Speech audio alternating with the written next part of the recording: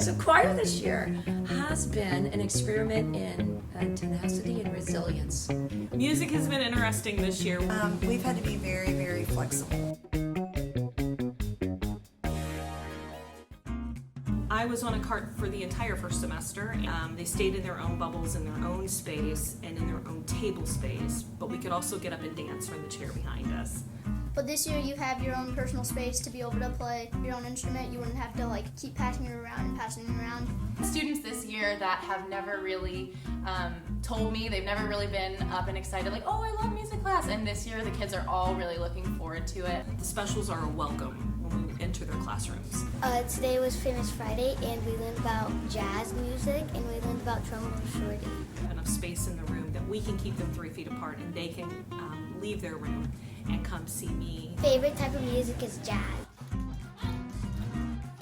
Students are reading notes and they're playing body percussion, padding, clapping, snapping along with the video. We've done a lot of boom whackers, which are these plastic wacky sticks, and each one makes a different pitch. When the weather's nice, we sometimes go outside and we spread apart 6 feet and we're able to sing, but when we're in the classrooms, we're just not able to sing. My favorite thing about music this year is how we can play on xylophones, and also learning about jazz. I have created so much this year that I didn't have before that I'm excited about using next year.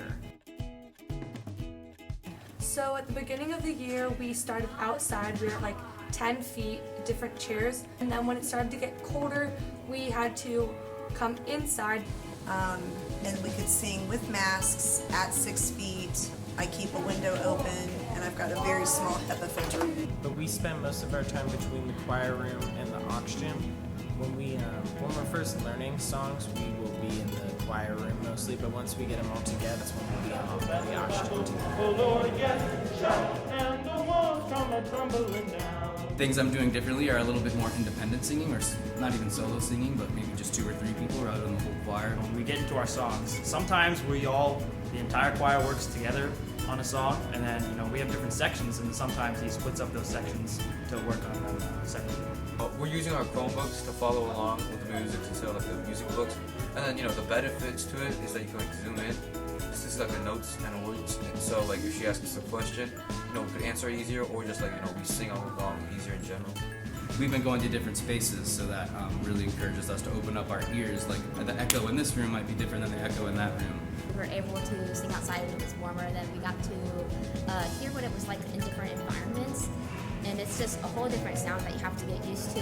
One of their biggest hurdles was I can't hear anybody else. I'm at 6 feet, and I can't hear everybody else. So we just kept working past the obstacles because we knew that the music needed to keep going. So the best moments are the moments where we can really look inward and reflect and share that with each other. We've gotten to know each other more on the emotional level, and I think that's really important just as a choir because it helps really bring our music together. I think that we've definitely been able to form some really important relationships with students this year by going into their classrooms. I chose to be in person because I wanted to be able to experience choir again, and my choir family.